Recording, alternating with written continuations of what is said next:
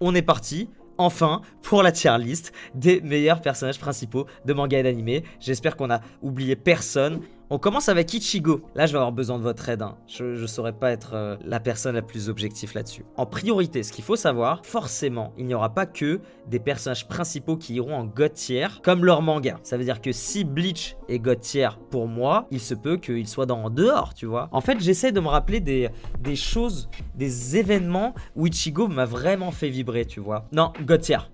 Allez, je suis un ouf. En me rappelant de l'arrivée de Luffy à Marineford et de Goku à Namek, je me suis rappelé de l'arrivée d'Ichigo devant le Gotei 13. Rappelons-nous de ça. Rien que pour ça, God tier. Incroyable. Mais, Ichigo, excuse-moi d'avoir douté. Maka, dans Solitaire, les amis. Donc, c'est elle, vraiment le personnage principal qui va manipuler, donc, du coup, sa faux. Vraiment, Solitaire, si vous ne connaissez pas, allez découvrir.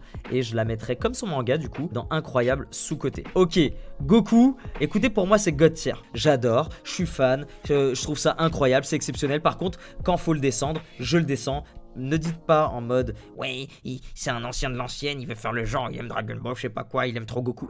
Eren, alors j'ai rien contre lui comme je le dis toujours, d'accord, c'est pas personnel, il a pas insulté mes parents ou quoi que ce soit, d'accord, c'est juste que entre le début de l'œuvre et là ce qui se passe avec la 4e partie de l'œuvre, il m'a pas encore montré qui c'était réellement. J'attends de voir la fin, mais pour moi je vais juste le mettre dans bien aujourd'hui. Luffy God tier, j'ai l'impression que c'est un pote. Aujourd'hui on a l'impression que c'est un pote, tu vois, c'est limite c'est pas un gars de ma famille, tu vois. Non, honnêtement voilà, Luffy, obligé de le mettre en God tier, c'est vraiment un personnage, c'est con à dire, mais tu vois, qui a fait de moi qui je suis aujourd'hui, tu vois, c'est un personnage qui m'a emmené dans l'aventure, tu vois, quand je rencontre des personnes, j'essaie d'unir les groupes, tu vois, les différentes personnes qui se parlent jamais, c'est ce que je fais à travers la création de contenu, c'est un petit peu comme Luffy qui essaie de rallier des peuples. Naruto, lui, sa quête, elle est beaucoup plus poussée, elle peut être égoïste, c'est-à-dire quand il veut devenir le plus fort, mais lui, à contrario de Luffy, lui désire la paix. Tu vois, lui il veut être le roi des pirates, y a pas de souci, et il fait la paix dans le monde comme il peut, mais Naruto le veut sincèrement, et c'est ça que j'aime chez Naruto. Le premier vrai personnage qui était tout seul dans son coin, que tout le monde vraiment insultait, que laissait sur le côté, et qui a dû se battre pour montrer qu'il est meilleur, pour enfin gagner le respect des gens. Une jolie parallèle qui va venir quand on va parler de Saitama, qui, Saitama, à contrario de Naruto, a essayé de faire son best, et même en arrivant au plus haut, n'a jamais eu le mérite ni la reconnaissance des gens. Et Saitama, rien que pour ça, je te mets dans God tier. Fâchez-vous! Non, fâchez-vous tout de suite! Allez-y, faites-le! Faites-le! Je sais, il est dans God tier, il y a Sangoku aussi, et il y a Ichigo, c'est pas comparable, c'est le Big 3 et le daron. Je le trouve extrêmement sous-coté. Rappelons-nous, Saitama, c'est nous les acharnés pour arriver au top, et à chaque fois on nous dit non, mais au moins rappelez-vous que One Punch Man c'est à lire avec le 3e œil. Détective Conan, je le mettrais dans GOAT ou Incroyable. Il y a un fossé quand même, il y a vraiment un fossé, je peux pas juste le mettre derrière Ichigo, tu vois, il y a quand même un fossé, je vais le mettre dans Incroyable. Ensuite, quand on parle de personnages, quand on parle de développement, il y a un personnage qui vient, et ce mec là c'est Thorfinn. Il ne peut pas aller encore dans God tier, parce qu'à mon avis il a encore beaucoup de choses à prouver. Vas-y, ce sera dans GOAT. On se laisse le temps avec Thorfinn, mais on reviendra. Guts, du coup, je suis désolé, mais si Thorfinn il est dans GOAT, Guts il est dans GOAT aussi. Excusez-moi, mais là, Shinichi, c'est un personnage qui m'a donné les larmes aux yeux. C'est un personnage tellement émouvant, tellement puissant, je suis obligé de le mettre dans GOAT. Écoute, Legoshi, je vais le mettre dans Incroyable. Vous connaissez mon amour pour Beastars, je l'ai mis dans GOAT et je pense que ça ira facilement dans God tier. C'est l'un de mes mangas préférés, c'est l'une de mes plus belles découvertes de l'année dernière et de cette année. J'adore Beastars, je suis complètement fan, rien à dire. Mais alors Legoshi, il y a des fois où il m'a énervé. Il y a des fois où je me dis, cousin, là tu fais des choses qui me plaisent pas, tu vois. Oui, ça fait partie de la beauté du personnage, sa naïveté, le fait qu'il soit candide. Mais c'est des choses qui m'ont énervé, et donc pour moi je le mettrais dans Incroyable. Akira, c'est un personnage qui ressemble énormément à Shinichi, parce que comment dire, Parasite, c'est inspiré de Devilman. Incroyable, ouais, incroyable, c'est bon. C'est vrai qu'il est pas aussi marquant que Shinichi par exemple dans son œuvre, mais c'est vrai qu'il y a des éléments qui font qu'il mérite bien d'être incroyable, ouais. Senku, est-ce qu'on a besoin de parler ou pas? On est d'accord. Senna, pour moi c'est pas mon personnage préféré. J'ai préféré Iruma par exemple, mais je le mettrais bien dans bien, ouais. Bien, c'est pas le personnage qui m'a marqué le plus, Senna. Seiya. Pour cette génération, je le mettrais dans incroyable sous-côté. Alors, sous-côté dans cette génération parce que pas beaucoup de gens connaissent bien évidemment Senseiya. Et sous-côté pour la précédente génération parce que certains des fans des Chevaliers du Zodiaque oublient que Seiya, Sagittaire, c'est quand même l'un des meilleurs personnages. Tu vois, on ramène Shiryu, on ramène Ikki, on ramène Poséidon, Hadès, Athéna. Mais on oublie notre ami Seiya. C'est pour ça que je le mettrais dans sous-côté. Jotaro, alors, Jotaro, je le mets dans GOAT. Satoru dans Erased. Le personnage est pas ouf. Le manga est incroyable, c'est God tier facilement. Mais le personnage est pas foufou quoi. Je le mettrais dans bien. Gintoki, je le mettrais dans GOAT. Gintoki, c'est quand même le personnage qui fait Gintama, qui est un manga GOAT. Donc forcément, je pourrais pas le mettre plus bas que ça. Emma, écoutez, je vais mettre dans incroyable sous-côté. C'est un personnage que j'ai envie que vous alliez découvrir vraiment et que vous compreniez parce que c'est exceptionnel. Kentaro, est-ce qu'on va dans GOAT ou dans incroyable? Écoutez, pour le moment, on va mettre dans incroyable. J'attends de finir l'œuvre. Ok, Denji, on va mettre dans incroyable, hein, je pense, hein, pour l'instant. Perso, je l'adore. Ouais, c'est déjà bien incroyable, c'est déjà bien. Lucide Fairy Tail, je te mets dans bien. C'est pas le personnage principal qui m'a marqué le plus. Natsu, clairement au-dessus. Pour moi, c'est pas plus qu'un bien, tu vois. Yugi et Yami, incroyable. Asta, et là, ça commence à... Là, je sais pas si vous voyez la liste qui reste, elle est encore plus polémique que ce qu'il y a là. Vous connaissez mon amour pour Black Clover. Et franchement, c'est facilement un GOAT. Et alors, Asta, à un moment donné, il va se blesser et il va avoir littéralement la même blessure que moi. Ça veut dire qu'il va perdre l'usage de 2 de ses membres qui sont très vitaux, un petit peu comme moi j'ai vécu. Mentalement, il va souffrir parce qu'il peut pas aller au bout des choses. Tu vois, ça, c'est un truc auquel je m'identifie énormément parce que, comme vous le savez, ça fait 4 ans que moi j'ai des problèmes au bras. Et franchement, ça m'a fait du bien de voir qu'entre guillemets, j'étais pas le seul. Alors, c'est complètement con, vous allez me dire, mais c'est un manga, c'est un animé, c'est pas la vérité. Je m'en fous. C'est la vérité. Giorno Giovanna, qu'est-ce qu'on fait de Giorno là? Je vais m'énerver. Qu'est-ce qu'on fait de Giorno? Giorno, GOAT. Mais devant Jotaro quand même. Itadori, Yuji, il est encore jeune. Il est encore jeune, d'accord. Moi, j'ai quand même bien avancé dans le manga, etc. Ça reste quand même un personnage très jeune.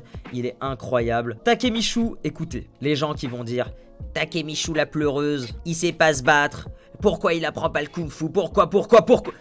Est-ce qu'on peut respecter le travail d'un mangaka qui, pour une fois, est en train de nous dire que même si on est dans un shonen, eh ben le personnage principal, c'est pas lui le plus fort et c'est pas lui qui deviendra plus fort. Respectez Takemichu, je le mets dans incroyable. Je suis avec toi Takemichu. Shinji Ikari, et là c'est le même débat qu'on a eu avec Evangelion. Le personnage il a été fait quand même pour des japonais hein. Les français et les américains qui vont me dire « Oh, ah purée, mais c'est trop moi. Non mais Shinji c'est trop moi quoi. » Non.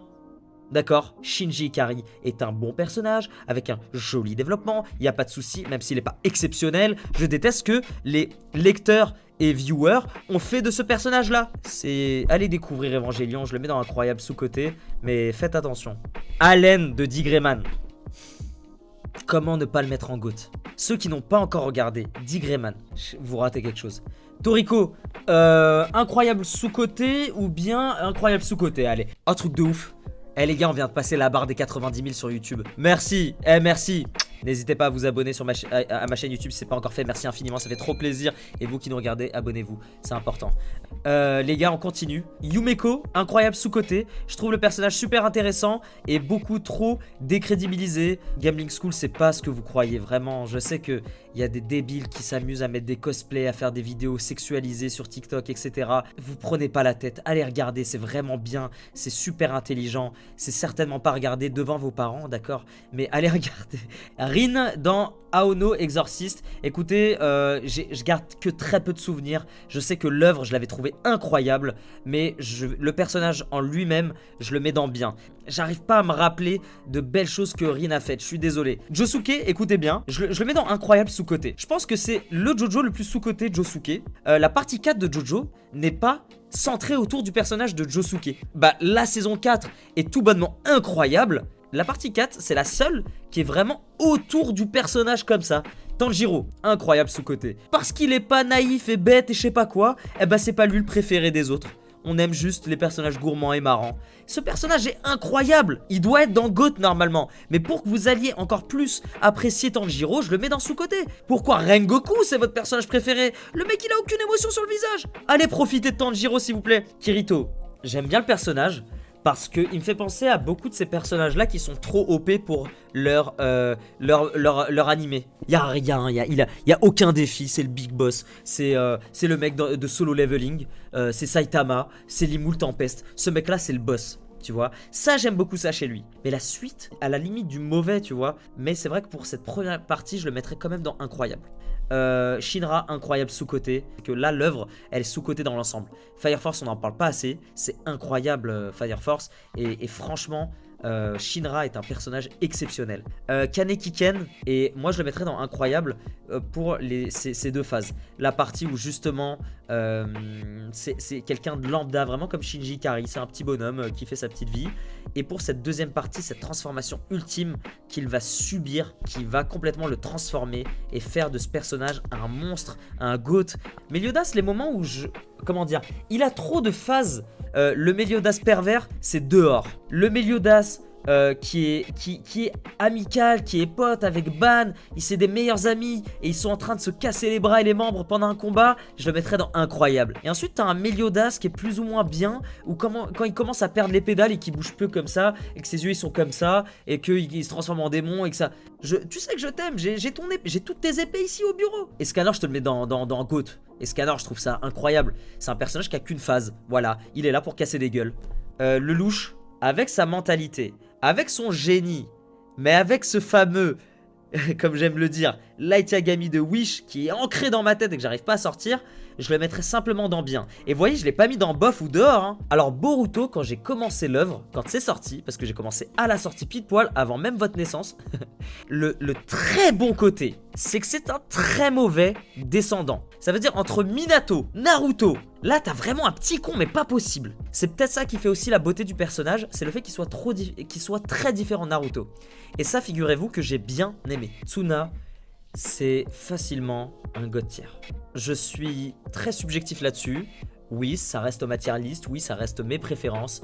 Et oui, Reborn est god tier pour moi. C'est une œuvre incroyablement incroyable et sous-côté, mais vraiment quasi parfaite. Gon, je vais vous dire ce que j'en pense avant de le situer. Ce qui est marrant, c'est que c'est un personnage qui ressemble assez à Naruto, mais qui ne va pas du tout être apprécié comme Naruto. Si on aime Naruto, c'est parce qu'on évolue avec lui. C'est pour son background. J'ai un background. Alors que Gon, si on l'aime, c'est pour sa simplicité. Tout simplement. Gon, faut savoir que c'est un personnage limite secondaire hein, dans l'œuvre, tu vois. On connaît rien sur son background. Et d'ailleurs, on est beaucoup dans le flou dans Hunter x Hunter. C'est ce qui fait sa beauté. Je ne pourrais pas le mettre dans God tier. Et je ne pourrais pas le mettre dans GOAT. Et vous savez quoi? Je le mets dedans. Des coups. Écoutez, au même titre qu'Asta, je le mettrai dans GOAT. Ce sera pas GOAT tier tout de suite, mais il mérite sa place en GOAT. À voir si dans le futur, il ira dans GOAT tier. On passe à la suite. Kaiman, pour moi, c'est GOAT. J'ai trouvé ça vraiment exceptionnel. Je sais pas encore aujourd'hui comment est-ce que certains humains n'ont pas encore regardé Doro et Doro. Clairement, alors je vous le dis honnêtement, on a annoncé les prix pour meilleur animé 2020 à Jujutsu Kaisen, qui est amplement mérité. Mais pour moi, le grand gagnant vraiment, c'était Doro et Doro, tu vois. Light, c'est God tier. C'est God tier, facilement. Je veux pas savoir. Et voilà où est-ce qu'on en est. Écoutez, merci d'avoir été présent. Ça m'a fait super plaisir. Ceux qui nous regardent sur YouTube, comme d'habitude, déjà rendez-vous tous les mercredis à 21 h sur Twitch. The Shadely, c'est écrit quelque part par là. Likez, commentez, activez la cloche. Merci les amis du chat. On se retrouve prochainement. Ciao, ciao. Bisous. Ciao. Je vous kiffe.